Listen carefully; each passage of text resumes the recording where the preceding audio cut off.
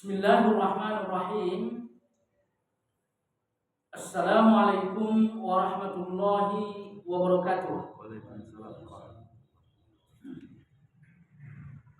Alhamdulillahi rabbil alamin. Alladzi nahmaduhu wa nasta'inuhu wa nastaghfiruh wa na'udzu billahi min shururi anfusina wa min sayyiati a'malina. Man yahdihillahu fala mudilla lahu wa man yudlilhu fala hadiya lahu. Ashhadu an la ilaha illallah wahdahu la syarika lahu wa ashhadu anna Muhammadan abduhu wa rasuluhu la nabiyya ba'dah. Qala Allah tabaraka wa ta'ala fi kitabil karim, a'udzu billahi minasy syaithanir rajim. Ya ayyuhalladzina amanu taqullaha haqqa tuqatih wa la tamutunna illa wa antum muslimun. Jamaah sekalian, kembali sama-sama kita panjatkan puji dan syukur atas nikmat dan karunia yang senantiasa dilimpahkan kepada kita semua. Terkhusus pada kesempatan yang sangat mulia ini, kita kembali diizinkan oleh Allah untuk bertatap muka di masjid yang sangat mulia ini dalam rangka bertolabul ilmi. Semoga saja kehadiran kita di sini dapat meninggikan harkat dan martabat kita serta dapat menggugurkan dosa-dosa kita. Kemudian sholawat dan salam mari sama-sama kita junjung tinggikan tentunya kepada Nabi kita yang sangat mulia, Nabi besar Muhammad sallallahu alaihi wasallam. Semoga saja kita senantiasa mendapatkan taufik dari Allah sehingga kita semua dapat menjalankan sunnah yang telah diajarkan oleh Nabi sallallahu alaihi wasallam. Jamaah sekalian, kajian tafsir yang akan kita bicarakan pada kesempatan ini yaitu ayat ke-41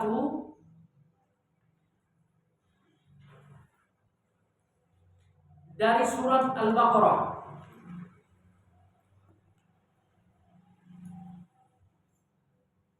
Allah Subhanahu wa taala berfirman, a'udzu billahi minasy syaithanir rajim. Wa aminu bima anzaltu musaddiqan lima ma'akum wa la takunu awwala kafirin bih. Wala tastaru bi ayati thamanan qalila wa iyaya fattaqun. Adapun terjemahnya, dan berimanlah kamu kepada Al-Quran yang telah aku turunkan, yang membenarkan apa yang ada padamu, dan janganlah kamu menjadi orang yang pertama ingkar kepadanya, dan janganlah kamu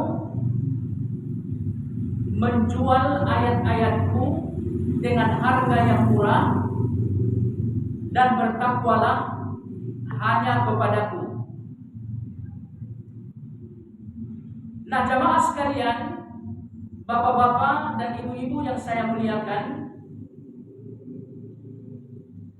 ayat yang mulia ini sesungguhnya masih berkaitan dengan ayat sebelumnya,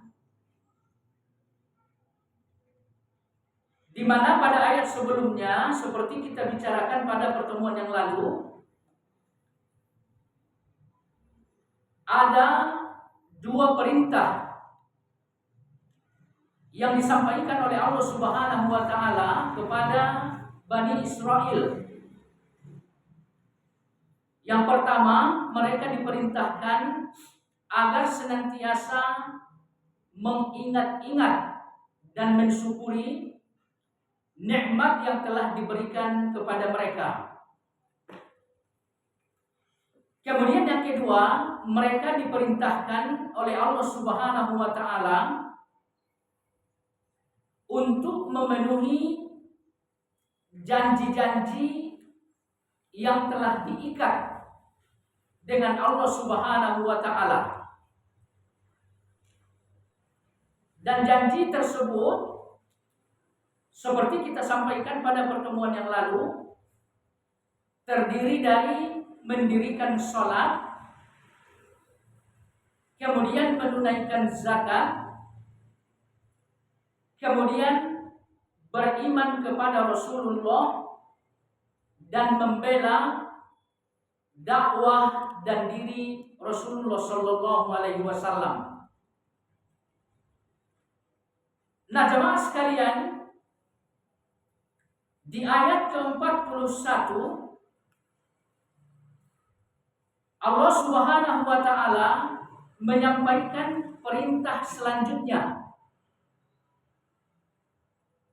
yaitu Allah memerintahkan Bani Israel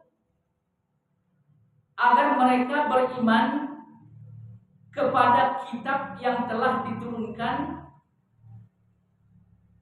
kepada Nabi kita Muhammad sallallahu alaihi wasallam, yaitu kitab Al-Qur'an. Nah, jamaah sekalian, di dalam ayat yang mulia ini kita lihat bahwa Allah Subhanahu wa taala mengatakan, dan berimanlah kalian dengan kitab yang telah aku turunkan. Jadi Allah Subhanahu wa taala menyeru kepada Bani Israel sesuai dengan apa yang kita sampaikan pada pertemuan minggu lalu ya Pak ya. Bani Israel yang dimaksud di sini adalah Bani Israel yang tinggal di kota Madinah. Jadi ayat ini ditujukan kepada mereka, perintah untuk beriman kepada Al-Quran juga ditujukan kepada mereka. Nah, jemaah sekalian yang saya muliakan, di sini kita lihat bahwa Allah mengatakan kitab Al-Quran itu adalah kitab yang diturunkan olehnya. Jadi kita sebagai orang yang beriman mesti meyakini betul bahwa Al-Quran adalah kitab yang datang dari Allah Subhanahu wa taala. Kemudian kitab Al-Quran itu merupakan kalamullah. Jadi jangan sampai Al-Quran ini diduga oleh orang yang beriman bukan kalamullah, akan tetapi makhluk Allah. Ya Pak ya? Karena sebagian kelompok-kelompok yang keliru seperti orang-orang Mu'tazilah misalkan, mereka mengatakan Al-Quran itu ya makhluk ciptaan Allah Subhanahu wa taala, bukan kalamullah. Jadi wallahu a'lam, inilah salah satu yang mesti kita imani terkait dengan Al-Quran, bahwa Al-Quran itu adalah kalamullah. Kemudian yang kedua yang mesti kita imani terkait dengan Al-Quran, bahwa hukum-hukum yang ada di dalam Al-Quran itu adalah hukum terbaik dan yang paling adil. Kenapa? Karena disebabkan Al-Quran ini kalamullah, sesungguhnya Allah Maha mengetahui atas segala sesuatu yang telah terjadi dan yang akan terjadi. Allah Subhanahu wa Ta'ala Maha mengetahui atas maslahat yang telah terjadi dan yang akan terjadi. Dan Allah juga Maha mengetahui atas kesejahteraan yang telah terjadi dan yang akan terjadi.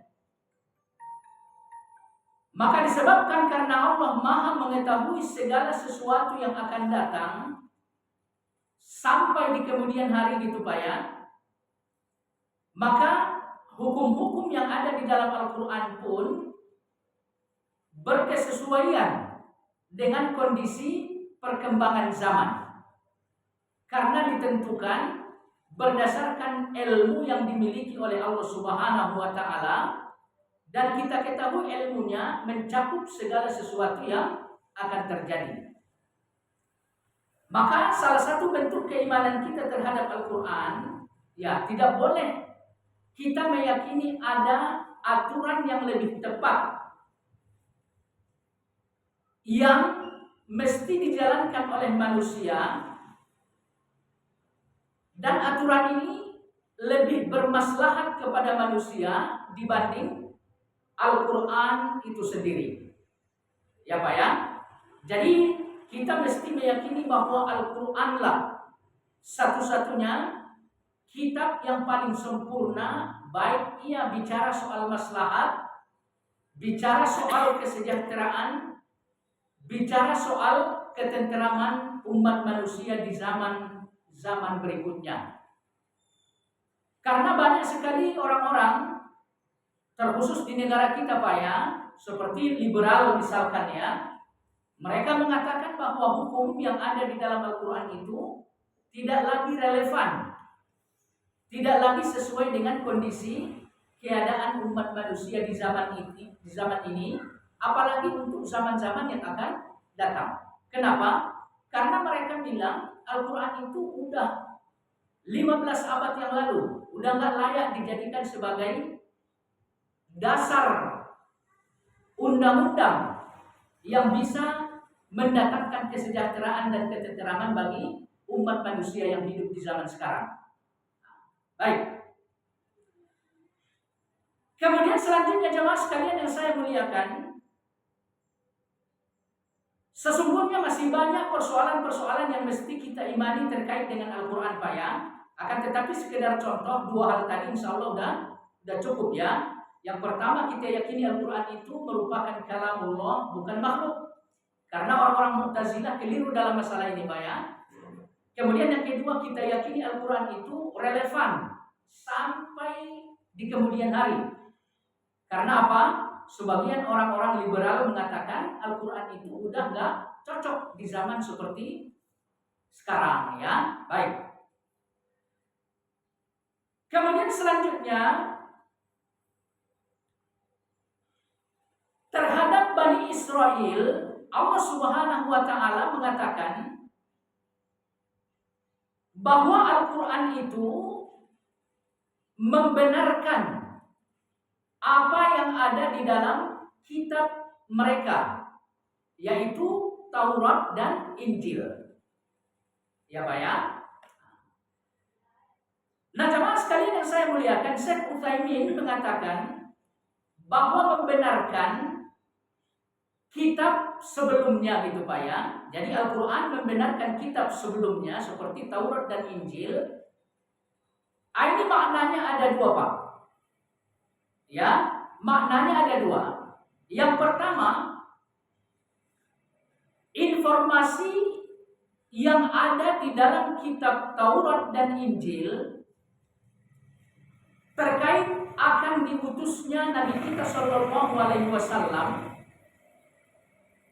Kemudian berikut ciri-ciri Nabi akhir zaman tersebut sesungguhnya telah menjadi fakta di hadapan Bani Israel yang tinggal di kota Madinah saat itu, Pak. Artinya apa yang dibicarakan oleh Allah di dalam kitab Taurat dan Injil terkait ciri-ciri Nabi kita dan pengutusan Nabi kita Shallallahu Alaihi Wasallam sebagai Rasul terakhir. Nah, ini mereka lihat langsung, ya, mereka ketemu langsung, persis seperti apa yang ada di dalam kitab mereka. Bahkan kalau kita lihat di dalam Al-Quran, Allah menjelaskan mereka mengenali Nabi kita Shallallahu Alaihi Wasallam dari ciri-ciri yang disebutkan oleh kitab Taurat dan Injil, ya Pak, ya, melebihi dari pengenalan mereka terhadap anak-anak mereka sendiri. Jadi ini udah di depan mata nih. Jadi benar, fakta apa yang disampaikan oleh Taurat dan Injil udah ada di hadapan mereka. Kemudian makna yang kedua, Pak, Al-Quran datang sebagai pembenar terhadap kitab-kitab sebelumnya. Ini maksudnya apapun yang disampaikan oleh Allah Subhanahu wa Ta'ala di dalam Al-Quran, satu pun tidak ada yang menyelisihi apa yang ada di dalam kitab Taurat dan Injil. Hanya saja kitab Al-Quran datang untuk menyempurnakan. Kemudian kitab Al-Quran datang untuk memberi kemudahan. Itu aja, Pak. Ya, sebagai contoh misalkan pernah kita sampaikan di sini, Pak, ya, bicara soal syariat taubat bagi orang-orang Yahudi gitu ya. Berdasarkan kitab Taurat mereka, ya, mereka harus membunuh diri atau saling bunuh-membunuh. Nah, ini syariat taubat ini tetap ada. Di dalam Al-Quran, umat manusia dituntun agar bertaubat kepada Allah Subhanahu wa Ta'ala.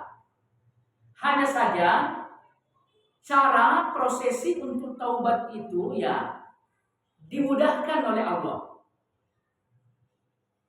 Di dalam Al-Quran bertaubat nggak perlu harus membunuh diri atau saling bunuh-bunuhan. Tapi cukup apa? Cukup beristighfar, menyesali dosa-dosa, dan berniat untuk tidak mengulangi lagi, cukup.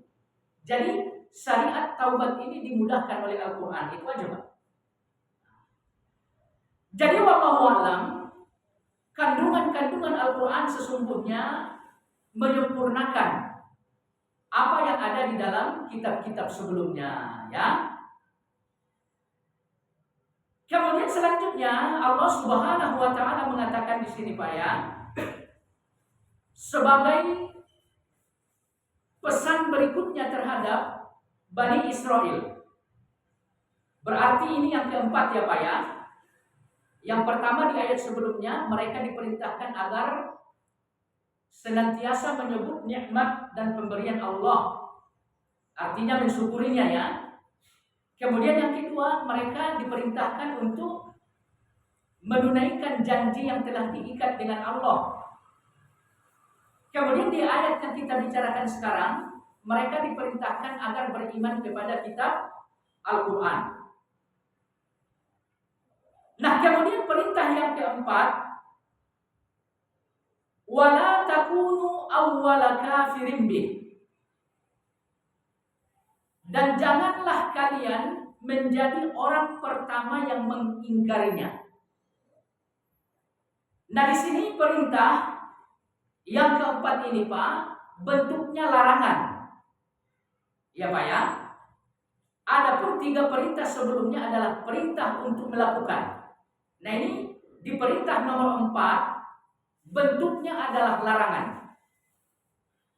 Janganlah kalian menjadi orang yang pertama ingkar kepadanya.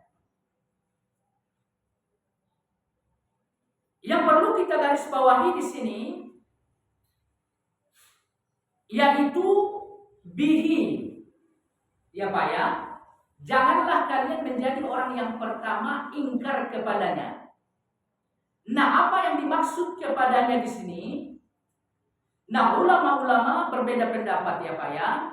Sebagian mereka mengatakan kepadanya tafsirnya atau maksudnya adalah kepada Nabi kita Shallallahu Alaihi Wasallam.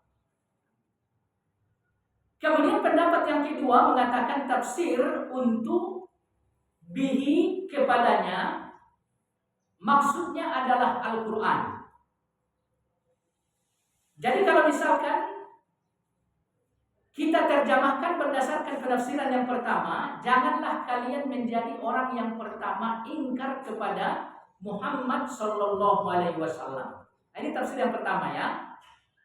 Tafsir yang kedua, janganlah kalian orang yang pertama ingkar kepada kitab Al-Quran. Nah, jemaah sekalian yang saya muliakan, kemudian persoalan kedua yang mesti kita garis bawahi di sini Pak, orang yang pertama ingkar maksudnya seperti dijelaskan oleh Imam Ibnu Katsir ya, maksudnya dari kalangan Bani Israel itu sendiri. Ya Pak ya. Jadi orang yang pertama ingkar maksudnya dari kalangan Bani Israel itu sendiri. Karena diketahui jamaah sekalian, sewaktu Nabi kita berada di kota Mekah, beliau berdakwah sampai 13 tahun ya Pak ya. Nah di kota Mekah ia telah diingkari oleh orang-orang Quraisy. Ya Pak ya. Ia telah diingkari oleh keluarga dan pembesar-pembesar suku Nabi kita sendiri gitu loh. Jadi wallahu alam, secara umum ya orang Quraisy lah yang pertama ya mengingkari Nabi kita Shallallahu Alaihi Wasallam dan yang mengingkari kitab Al-Quran. Maka oleh karena itu ya, di sini maksud dari orang yang pertama dari kalangan Bani Israel itu sendiri Pak. Ya, dari kalangan Bani Israel itu sendiri. Kemudian selanjutnya jemaah sekalian yang saya muliakan, bicara soal perbedaan tafsir terkait bihi tadi Pak ya, ada yang mengatakan kepada Nabi kita Shallallahu Alaihi Wasallam. Kemudian yang kedua mereka mengatakan kepada kitab Al-Quran. Sebetulnya di sini nggak ada perbedaan yang mendasar ya Pak ya. Karena dua-duanya saling berkaitan. Kalau misalkan seseorang ingkar kepada Rasulullah, maka otomatis ia juga ingkar kepada Al-Quran. Dan barang siapa yang ingkar kepada Al-Quran, otomatis ia juga ingkar kepada Nabi Shallallahu Alaihi Wasallam. Jadi saling berkaitan. Maka oleh karena itu ya, Imam Ibnu Katsir mengatakan sebetulnya tidak ada perbedaan yang berarti di sini. Sama-sama kuat ya, sama-sama kuat. Baik. Kemudian selanjutnya jemaah sekalian yang saya muliakan, larangan berikutnya disampaikan oleh Allah Subhanahu wa taala di sini, wala tastaru bi ayati. Janganlah kalian memperjualbelikan ayatku. Nah, jemaah sekalian yang saya muliakan, orang-orang Yahudi memperjualbelikan ayat-ayat Taurat. Maksudnya mereka mengingkari akan adanya Nabi kita Shallallahu Alaihi Wasallam yang diutus di akhir zaman, ya Pak ya. Padahal setelah mereka melihat Nabi kita persis seperti apa yang dibicarakan oleh kitab mereka yaitu Taurat. Cuman mereka mengingkari itu disebabkan karena apa? Disebabkan karena mereka hubbur riasah, mencintai kedudukan dan kepemimpinan mereka. Jadi kalau misalkan mereka beriman kepada Nabi kita Shallallahu Alaihi Wasallam, posisi mereka gitu Pak ya, atau kedudukan mereka itu menurut mereka akan hancur. Ya tadinya misalkan mereka sebagai pejabat gitu ya, dengan beriman kepada Nabi kita ya, jabatan mereka akan hilang. Misalkan posisi mereka sebagai ulama misalkan, di saat mereka beriman kepada Nabi kita ya, posisi keulamaan mereka akan hilang.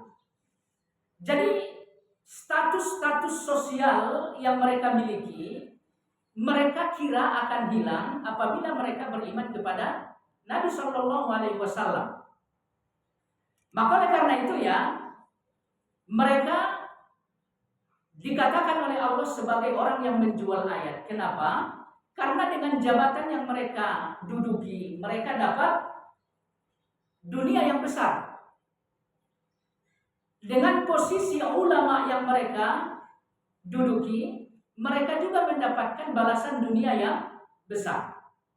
Jadi kalau misalkan jabatan kita udah hilang, nanti kita dapat uang dari mana?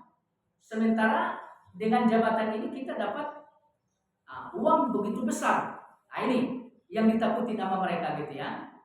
Kemudian kalau misalkan keulamaan kita udah gak berlaku, lah kita dapat dunia dari mana? Nah, gitu ya. Jadi ini yang mereka lakukan sehingga Allah mengatakan mereka menjual belikan ayat ya. Kemudian selanjutnya jemaah sekalian yang saya muliakan, Allah Subhanahu wa taala mengatakan thamanan qalila, dengan harga yang murah. Nah, harga yang murah di sini seperti dikatakan oleh ulama-ulama tafsir ya Pak ya, semua yang ada di atas dunia ini, bahkan dunia ini sendiri termasuk harga yang murah. Jadi kalau misalkan ya Pak ya, mereka menjual ayat lalu mereka mendapatkan dunia ini seutuhnya, bagi Allah dunia sebagai bayaran ayat itu masih harga yang murah. Ya Pak ya. Lalu bagaimana ya keadaan yang terjadi gitu ya, di mana mereka hanya mendapatkan secuil dari dunia ini. Ya Pak ya.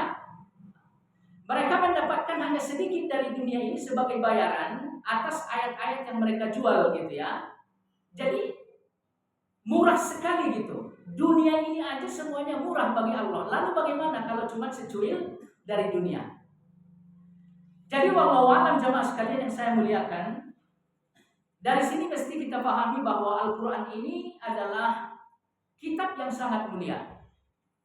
Nilai dari Al-Quran ini jauh lebih mahal dibanding dunia dan isinya. Ya Pak ya, dibanding dunia dan isinya. Jadi wallahu a'lam, Al-Quran seperti kita katakan tadi kalamullah. Ya, ini bukan persoalan main-main. Ya, ini bukan persoalan yang enteng.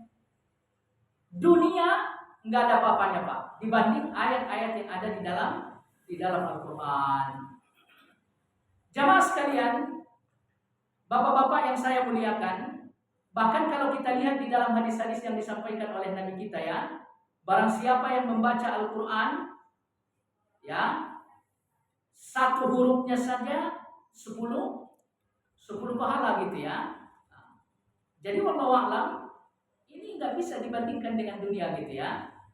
Atau misalkan di dalam hadis yang lain Nabi kita mengatakan siapa yang membaca satu ayat, maka ia mendapatkan fadilah seperti onta yang sangat mahal. Ya Pak ya, onta yang sangat mahal. Jadi wallahu a'lam kalau diuangkan, onta itu satu ekornya berapa Pak? Ya, satu ekornya katakan 30 juta gitu Pak. Satu ayat Al-Quran ya 30 juta nilainya kalau misalkan diuangkan gitu. Nah, ya. Jadi oleh karena itu nggak ada bandingannya dengan urusan-urusan harta dunia ya. Al-Quran jauh lebih mulia. Nah, akan tetapi inilah Bani Israel ya Pak ya. Mereka merendahkan diri mereka di hadapan dunia.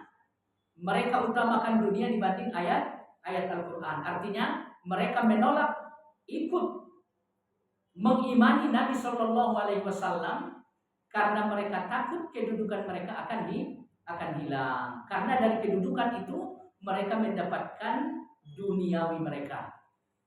Baik. Kemudian selanjutnya Allah Subhanahu wa taala mengatakan wa iyaya fattaqun. Dan hanya kepadakulah kalian bertakwa. Hanya kepadakulah kalian takut. Nah, jamaah sekalian yang saya muliakan, dari ayat yang mulia ini yang mesti kita pahami sebagai intisari. Yang pertama, dalam ayat yang mulia ini secara khusus bagi orang-orang Bani Israel, Allah mengajak supaya mereka beriman kepada kitab Al-Quran. Akan tetapi secara umum, ajakan untuk beriman kepada Al-Quran tersebut berlaku untuk kita. Ya Pak ya? Berlaku untuk kita. Jadi Al-Quran mesti kita imani dengan keimanan yang baik Pak. Ya. Apapun yang disebutkan oleh Al-Quran mesti kita yakini dengan keyakinan yang mutlak. Artinya apabila kita lihat kitab Al-Quran tersebut saat bicara soal hukum sebetulnya tidak lebih dari 50 ayat Pak. Jadi sekian banyak ayat-ayat yang ada di dalam Al-Quran ya Pak ya. Sampai ribuan gitu ya, 5.000 berapa gitu ya. Nah itu sebetulnya yang bicara soal hukum, aturan-aturan, gak lebih dari 50 ayat. Ya. Maka oleh karena itu ya, sedikit sekali sebetulnya hukum yang dibicarakan oleh Al-Quran terhadap kita.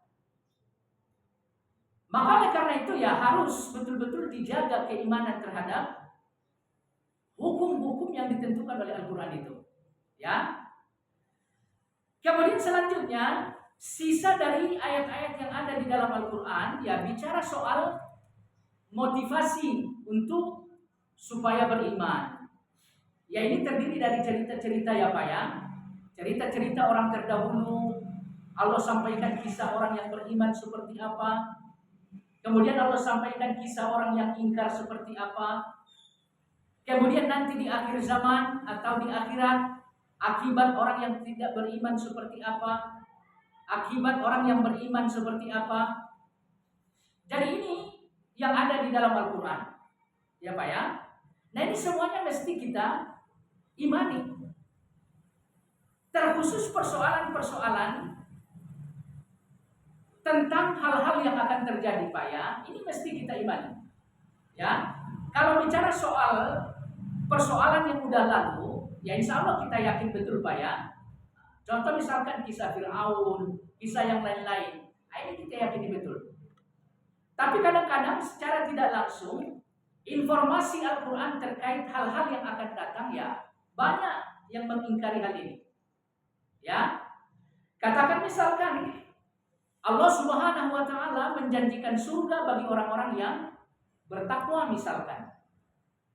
Nah ini apa namanya ya? Dari kalangan kaum muslimin aja gitu ya, banyak yang gak sinkron. Artinya mereka tahu orang-orang yang bertakwa akan mendapatkan surga, tapi sedikit sekali yang betul-betul menjalankan ketakwaan kepada Allah Subhanahu wa taala.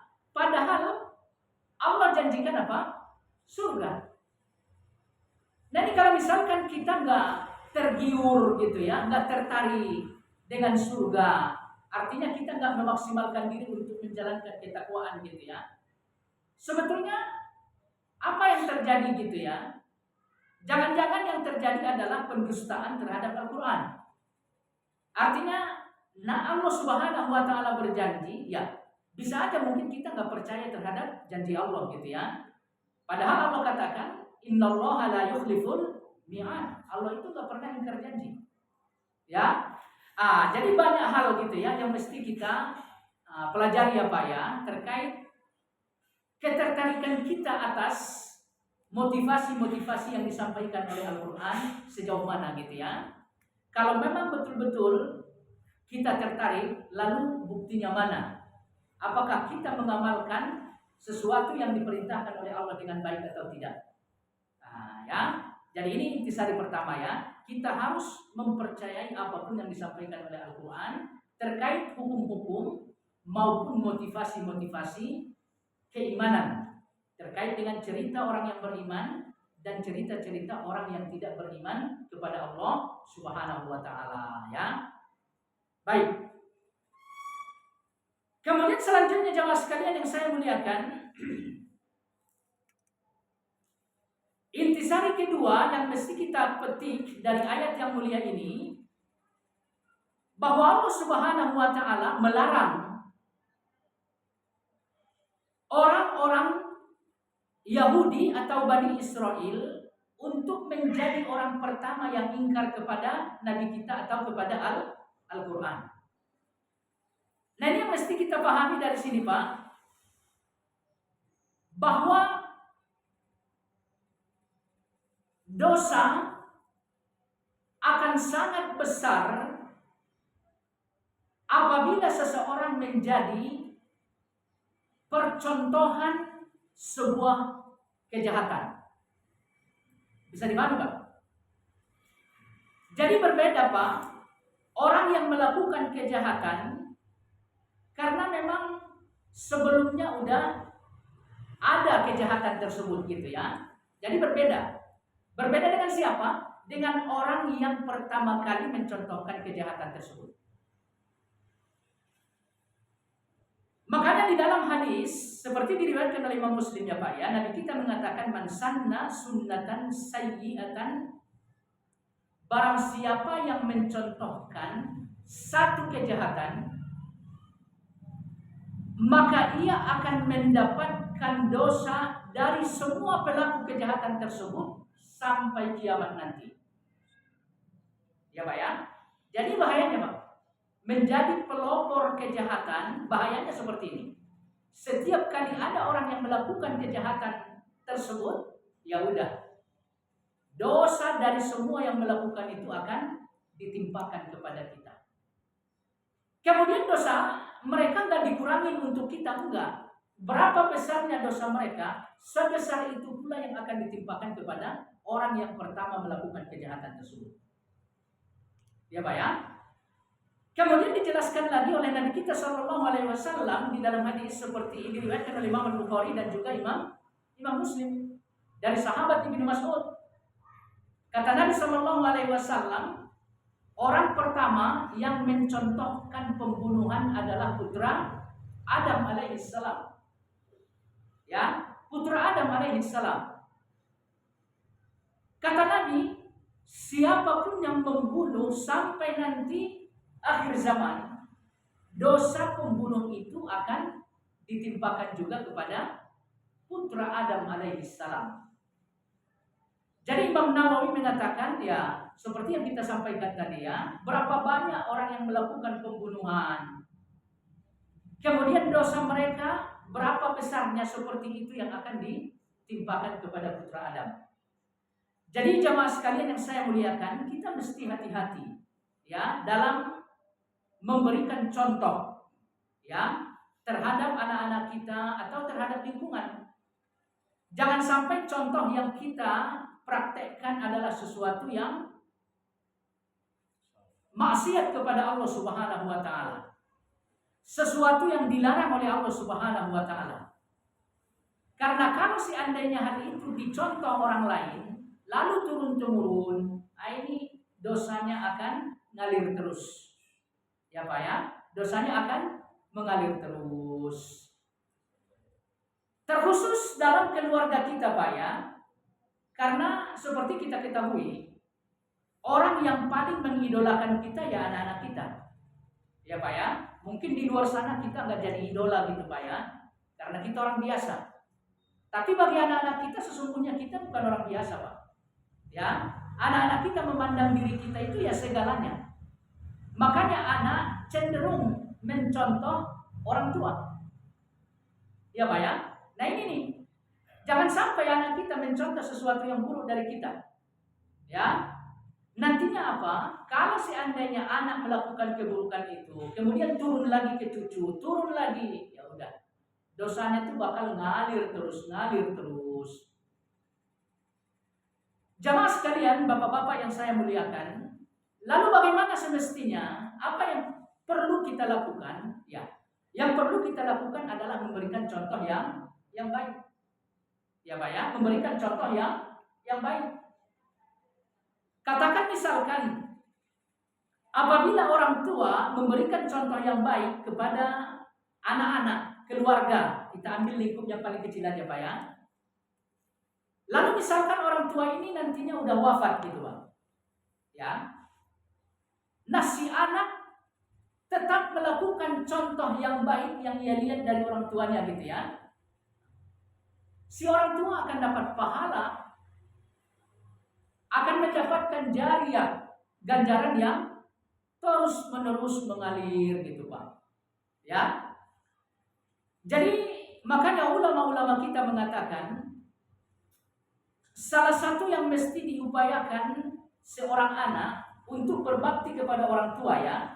Untuk berbakti kepada orang tua ini nih Pak. Kalau misalkan orang tua udah wafat, si anak dianjurkan untuk mempelajari kehidupan orang tuanya.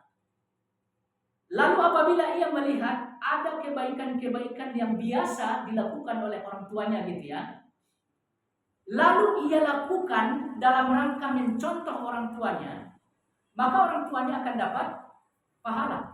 Nah ini salah satu bakti kepada orang tua apabila orang tua telah wafat. Jadi selain doa, ini bisa dilakukan Pak untuk berbakti kepada orang tua yang sudah wafat. Jadi cari kebaikan orang tua misalkan apa? Katakan suka menjalin ukhuwah dengan si A misalkan. Jadi orang tua kita tuh akrab banget dengan si A. Nah kalau misalkan kita lanjutkan hubungan baik yang dijalin orang tua kita dengan si A gitu ya, dengan niat mencontoh orang tua kita. Nah ini kita lanjutin nih, kita anaknya gitu ya. Kita datang berkunjung, kemudian kita datang misalkan ngasih hadiah, apalah gitu ya. Intinya hubungan baik dengan si A yang telah dijalin oleh orang tua kita lanjutkan. Nah ini orang tua dapat jariahnya Pak, dapat pahalanya. Atau misalkan kita lihat orang tua kita suka membaca Al-Quran, ya, suka membaca Al-Quran. Ya katakan selesai dari sholat fardu, orang tua kita biasa membaca satu halaman. Nah ini kita contoh, kita lanjutkan gitu Pak ya. Nah ini kalau misalkan kita lanjutkan, kita niatkan kita mencontoh orang tua kita, nah ini orang tua dapat pahalanya. Jadi walau alam ini yang mesti dilakukan ya Pak ya, mencontohkan kebaikan sehingga apabila kebaikan itu dilaksanakan oleh orang-orang di kemudian hari, kita akan mendapatkan kebaikannya. Dan mesti hati-hati dengan apa yang diwanti-wanti oleh Allah di dalam ayat ini, terkhusus kepada Bani Israel. Tapi secara umum berlaku untuk kita ya. Jangan sekali-kali menjadi pelopor satu kejahatan. Kalau seandainya hal itu dicontoh oleh orang-orang yang datang di kemudian hari, bahaya Pak. Dosanya akan mengalir terus ya. Dosanya akan mengalir terus. Baik. Kemudian selanjutnya jamaah sekalian yang saya muliakan, intisari ketiga yang mesti kita pahami di sini, bahwa diharamkan oleh Allah Subhanahu wa taala memperjualbelikan ayat. Ya Pak ya, memperjualbelikan ayat. Nah ini kalau misalkan kita bicara zaman sekarang ya Pak ya, banyak sekali contohnya. Ya. Salah satunya kita lihat seperti orang-orang liberal seperti disampaikan tadi Pak ya. Mereka tuh sengaja mengotak-atik ayat Pak. Ya. Sengaja menafsirkan ayat dengan penafsiran yang tidak semestinya. Disebabkan karena mereka mendapatkan bayaran besar dari non-muslim. Ya Pak ya. Disebabkan karena mereka mendapatkan apa? Bayaran yang besar dari musuh-musuh Islam. Ya sebagai contoh ya Pak ya,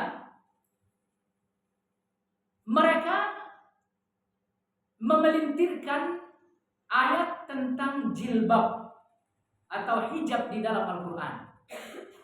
Ya kita ketahui bahwa jilbab atau hijab itu kan perintah kepada kaum wanita untuk menutup aurat, terkhusus rambut gitu Pak ya, sampai bagian dada. Nah kata mereka ini maksudnya bukan itu.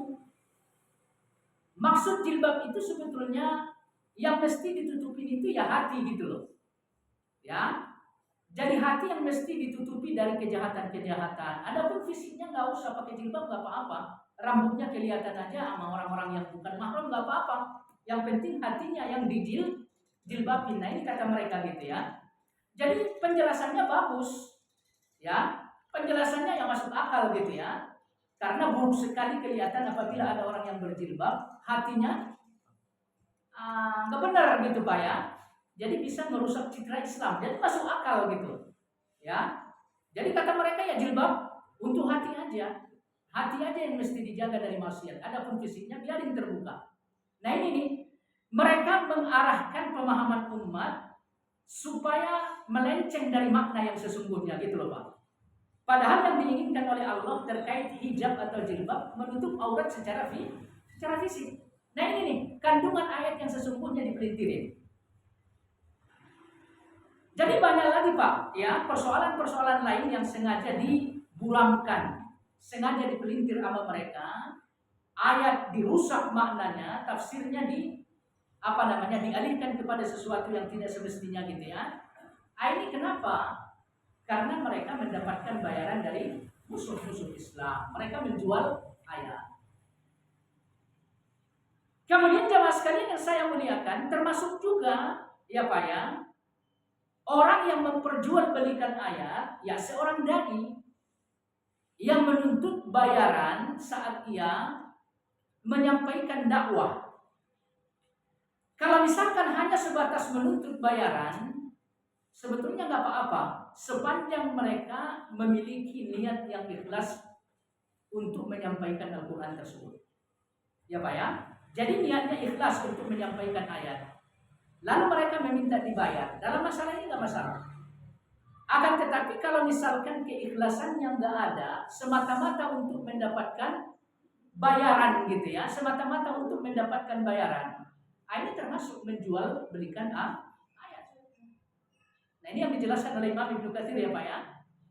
Jadi wallahu a'lam, bahaya ini bagi dai-dai gitu ya. Apabila mereka tidak ikhlas, tujuan dakwahnya hanya semata-mata uang, ya udah termasuk memperjualbelikan ayat ya. Nah jemaah sekalian yang saya muliakan, jadi Allah Subhanahu wa taala di sini tegas ya Pak ya, nggak boleh memperjualbelikan ayat. Tetaplah fokus ikhlas kepada Allah Subhanahu wa taala, karena Allah menjanjikan bayaran yang mahal kelak di akhirat berupa surga. Adapun dunia ini sekalipun menjadi bayaran untuk kita semuanya gitu ya, bagi Allah itu harga yang murah. Ya Pak ya, itu harga yang murah. Baik. Kemudian intisari berikutnya yang mesti kita pahami di sini Pak. Ya, kita mesti menyadari bahwa dunia ini gak ada apa-apanya dibanding apa yang dijanjikan sama Allah nanti di akhirat. Ya. Jadi dunia ini gak ada apa-apanya Pak. Nah udah sering kita sampaikan juga di sini Pak ya. Kata Nabi SAW, kalau misalkan dunia ini ada artinya bagi Allah, niscaya orang-orang kafir gak akan diberikan sama Allah nikmat sekalipun seteguk air. Ya Pak ya.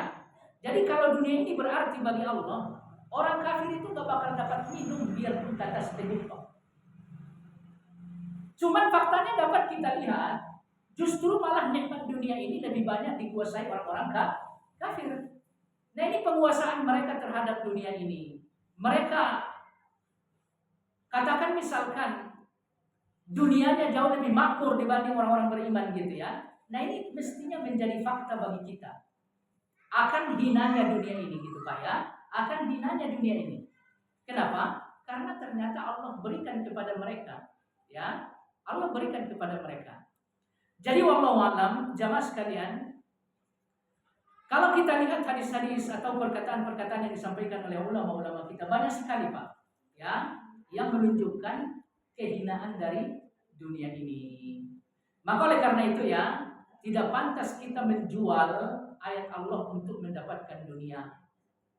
Tidak pantas kita mengutamakan dunia dibanding ayat-ayat Allah. Ya Pak ya. Tidak pantas kita mengutamakan dunia dibanding apa? Dibanding hukum-hukum yang ditetapkan oleh Allah Subhanahu wa taala. Jadi satu hari aja di dunia ini kalau dibandingkan dengan satu hari di akhirat nggak bisa dibandingkan Pak. Ya. Jadi di akhirat itu jauh lebih lama. Ya. Satu nikmat di dunia ini dibandingkan dengan apa yang ada di surga gitu ya, nggak ada apa-apanya Pak. Ya, nah sebaliknya juga, ya sebaliknya juga, satu kesedihan atau satu kepahitan atau satu hal yang menyakitkan gitu ya di dunia ini nggak ada apa-apanya dibanding sesuatu yang menyakitkan di sana Pak. Ya, maka oleh karena itu Allah Subhanahu Wa Taala mengatakan wal akhiratu khairu wa abqa. Nikmat akhirat itu jauh lebih baik. Kemudian dia kekal. Ya, kemudian dia kekal. Nah, bicara soal nikmat dunia, sekalipun bagi kita indah gitu Pak ya, nggak akan kekal. Ya, nggak akan kekal. Ya, seperti yang kita sampaikan ya di pertemuan-pertemuan yang lalu Pak ya, kalau bukan kitanya yang diambil Allah, nikmatnya yang dicabut. Nah, ini pasti terjadi di dua hal ini. Ya, kalau bukan nikmatnya yang dicabut, kitanya yang dimatikan sama Allah Subhanahu wa taala. Sehingga apa? Nikmatnya dunia ini putus. Ya. Adapun nikmat akhirat ya sesuatu yang abadi, Pak. Abaqo abadi. Ya. Makanya surga itu Allah katakan Darussalam. Negeri keselamatan gitu ya. Karena segala sesuatunya di sana enggak ada yang mengancam. Ketika seseorang masuk ke dalam surga mati, kira-kira masih ngancam nggak? Masih ngancam apa? Udah enggak, ya. Jadi mati itu udah nggak ada lagi kalau kita udah masuk surga gitu ya. Kemudian apabila seseorang masuk surga, kira-kira masa tua itu masih mengancam nggak? Nggak ada lagi Pak, cerita umur 60, nggak ada lagi di sana Pak. Ya, umur di sana 30 sampai 40, umur sebaya. Ya, ini semuanya abadi. Ya. Kemudian apabila seseorang telah masuk surga, kira-kira penyakit masih ada nggak yang ngancam? Nggak ada lagi Pak. Ya, nggak ada lagi Pak. Kemudian apabila seseorang telah masuk surga, kira-kira masih ada nggak ancaman nikmat hilang? Nggak ada Pak.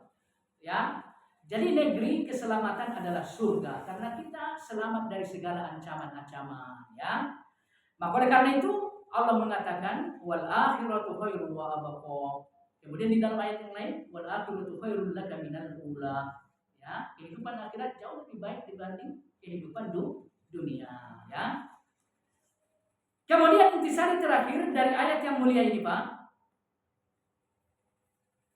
Kita mesti bertakwa kepada Allah Subhanahu wa taala, ya. Kalau misalkan kita lihat kandungan ayat ini, Pak, ya, kalau misalkan kita lihat kandungan ayat ini, sesungguhnya Allah bicara takwa dengan seutuhnya. Ya Pak ya. Kenapa? Karena kita ketahui bahwa takwa itu adalah menjalankan perintah. Kemudian yang kedua apa Pak? Menjauhi larangan. Ya Pak ya. Jadi takwa itu ini aja Pak. Menjalankan perintah, menjauhkan larangan. Coba Bapak lihat di dalam ayat ini. Wa aminu bima anzaltu musaddiqan lima ma'akum. Ini perintah. Berimanlah kalian terhadap kitab yang telah aku turunkan, yang membenarkan kitab-kitab yang ada pada kalian. Nah ini perintah beriman, perintah melaksanakan. Nah, ini takwa yang pertama, Pak. Nah, takwa yang kedua, menjauhi larangan. Coba Bapak lihat, wala takunu awwala kafirin bi. Mereka dilarang untuk menjadi pelopor kekufuran. Nah, ini larangan. Nah, ini takwa yang kedua, Pak. Wala tastaru bi ayati tsamanan qalila. Jangan kalian jual belikan ayatku dengan harga yang murah. Ini larangan. Ini takwa jenis kedua. Ya, Pak ya. Jadi secara utuh makna takwa di dalam ayat ini Allah definisikan. Menjalankan perintah kemudian meninggalkan larangan. Nah, jemaah sekalian yang saya muliakan, kemudian yang mesti kita ketahui terkait dengan takwa, ini adalah merupakan persoalan yang sangat penting bagi kaum muslimin. Kenapa demikian? Karena dengan ketakwaan itulah mereka terpelihara dari neraka. Ya, Pak ya? Dengan ketakwaan itulah mereka terpelihara dari neraka. Dan dengan ketakwaan itulah mereka bisa masuk surga. Nah, jemaah sekalian yang saya muliakan, kenapa demikian pentingnya ketakwaan bagi seorang muslim? Disebabkan karena dalam ketakwaan tadi terdapat apa-apa ujian atau cobaan. Ya, Pak ya? Terdapat ujian atau cobaan. Bicara soal menjalankan perintah, ini butuh terhadap apa, Pak? Kesabaran. Ya, karena perintah itu adalah ujian, maka butuh terhadap kesabaran. Ya, contoh misalkan Bapak diperintahkan untuk sholat. Ya, Pak ya? Kira-kira Bapak bisa sholat enggak dengan cara yang baik, sesuai dengan apa yang diwajibkan oleh Allah dan Rasulnya, kalau misalkan Bapak enggak punya kesabaran? Enggak bisa, Pak. Ya, sekalipun sholat itu adalah ibadah yang mudah. Jadi sholat itu sebetulnya ibadah yang mudah, Pak. Ya, Bapak bayangkan Bapak sholat cuman berdiri aja, Pak. Kira-kira mudah nggak sih berdiri? Mudah. Bapak dalam sholat diperintahkan ya ruku. Ruku itu nggak ada susahnya, Pak. Ya, diperintahkan sujud nggak ada susahnya. Sambil membaca zikir, doa-doa nggak ada susahnya. Ya, Pak ya. Jadi wallahu a'lam nggak ada yang berat dalam pelaksanaan sholat. Tapi kalau misalkan kita nggak bersabar, sekalipun sholat itu mudah, bawaannya apa, Pak? Bawaannya malas aja, kayaknya berat banget gitu ya. Nah, cuman nggak tahu apanya yang berat, gitu ya. Bahkan kalau misalkan kita nggak sabar, sekalipun kita udah sholat gitu ya, kita udah sholat nih, bawaannya ya buru-buru aja gitu loh. Ya, Pak ya, buru-buru aja. Ya, jadi nggak perlu tomatnina yang lain-lain, nggak perlu gitu ya. Jadi wallahu a'lam jamaah sekalian yang saya muliakan, perlu kita ketahui ya, Pak ya, bahwa terkait sholat, Nabi kita mengatakan di dalam hadis sebagai nasihat terhadap seorang Badawi ya, Arab Badawi. Badawi ini mengatakan, ya Rasulullah, nasihati aku, tapi nasihatnya ringkas aja, jangan padat-padat gitu ya, ringkas aja. Kata Nabi apa? Kalau begitu dengar, yang pertama, idza kunta fi sholatika fasalli sholata muwaddi', kata Nabi. Kalau kamu sedang melakukan sholat, maka anggaplah sholat itu sholat terakhir bagimu. Sholatlah seperti orang yang hendak wafat. Maksudnya apa, Pak? Ya, maksudnya kita harus khusyuk dalam sholat tersebut. Maksudnya kita harus tamakninah dalam gerakan-gerakan sholat tersebut. Karena tamakninah dalam gerakan, kata ulama-ulama kita, menunjukkan kehusukan dalam hati. Jadi kalau hati kita udah gak khusyuk, udah bawaannya tuh buru-buru, Pak, gak ada tamakninah lagi. Cuman kalau misalkan kita merasa ini sholat terakhir bagi saya, insya Allah kita akan khusyuk, akan tamakninah. Jemaah sekalian yang saya muliakan, jadi khusyuk ini persoalan yang sangat berat, Pak. Ya, persoalan yang sangat berat. Ya, sekalipun kita udah berada dalam sholat, akan tetapi mengkondisikan hati betul-betul khusyuk, ini berat.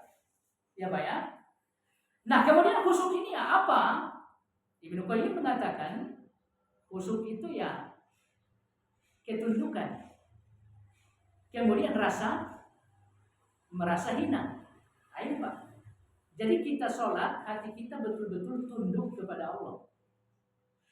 Kita sholat, hati kita betul-betul merasa hina di hadapan Allah. Nah ini orang yang khusyuk.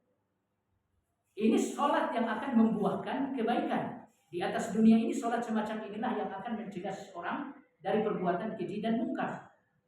Nanti di akhirat sholat semacam inilah yang akan menjadikan urusan-urusan kita dimudahkan oleh Allah Subhanahu wa Ta'ala.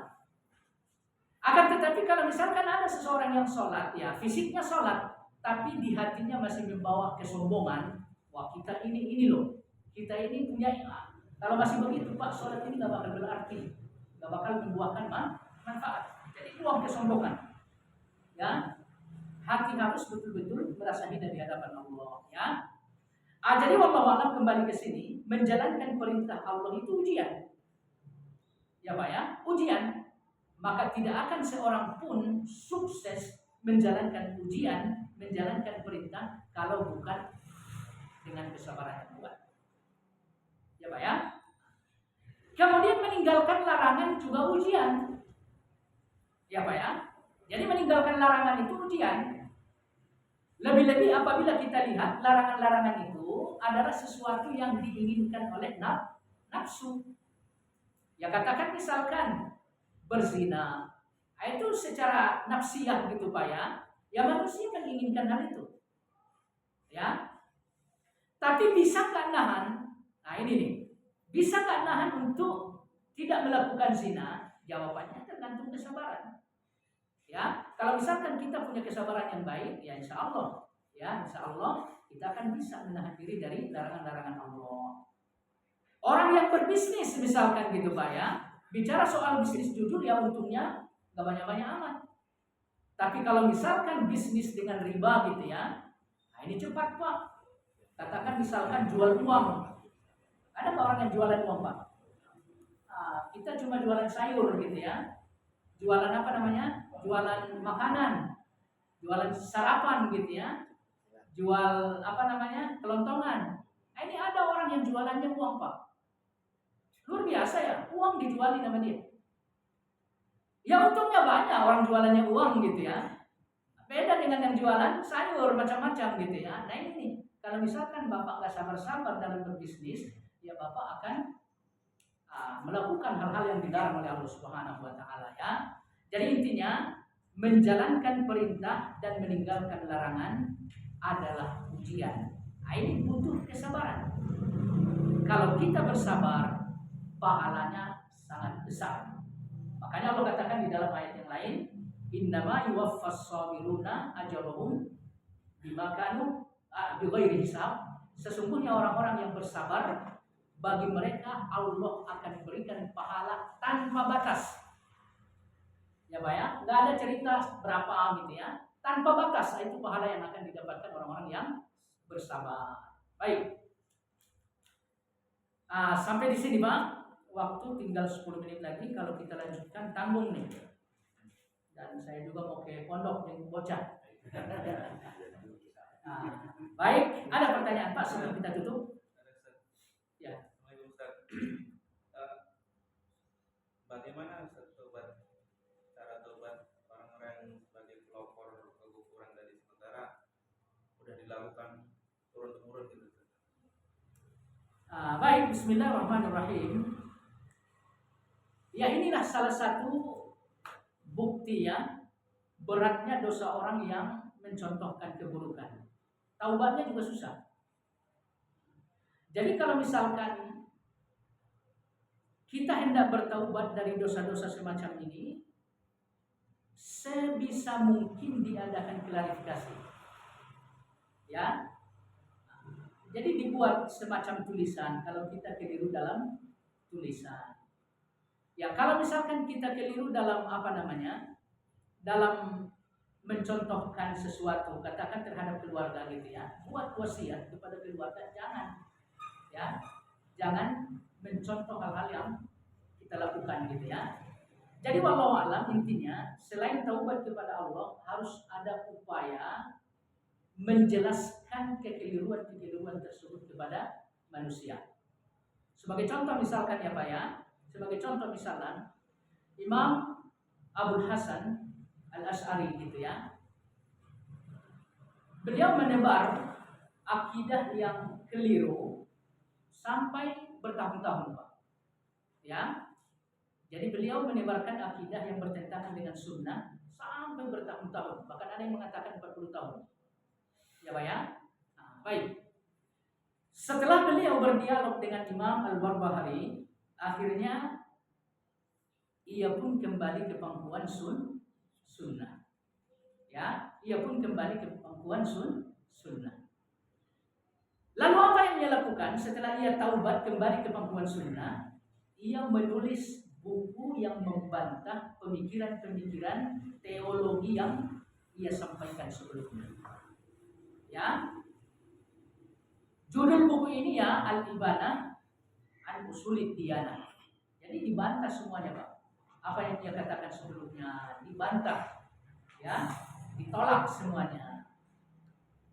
Insya Allah dengan melakukan seperti ini ya, kalaupun nanti ada yang masih berpegang teguh terhadap apa yang kita contohkan, notabene sesuatu yang buruk tadi ya, insya Allah ini sudah menunjukkan keinginan yang kuat untuk bertaubat. Ya, ya terbukti sampai sekarang ya, akidah Asy'ariyah itu masih berkembang biak. Malah akidah Asy'ariyah mengklaim mereka lah Ahlus Sunnah. Adapun Ahlus Sunnah yang sesungguhnya kata mereka ahli bidah. Gitu ya, malah terbalik gitu ya. Apalagi sekarang gitu Pak ya, apalagi sekarang. Wallahu alam, itu yang terjadi gitu ya. Padahal pencetusnya sendiri telah menulis buku sebagai bukti ia telah taubat dan kembali kepada sunnah. Tapi bukunya ini malah dimusuhi Pak. Ya, bukunya ini malah dimusuhi. Buku tentang klarifikasi terhadap persoalan-persoalan yang notabene-nya keliru yang selama ini disampaikan oleh Imam Abu Hasan Al-Asy'ari. Jadi jawaban ringkasnya apa ya? Harus ada upaya klarifikasi ya terhadap manusia gitu ya. Insya Allah dengan demikian, jika pun nanti ada orang yang melakukan, ya kita nggak akan dapat jariahnya lagi gitu ya. Jariah dosa maksudnya ya. Jariah dosanya insya Allah kita nggak kebagian lagi ya. Wallahu a'lam.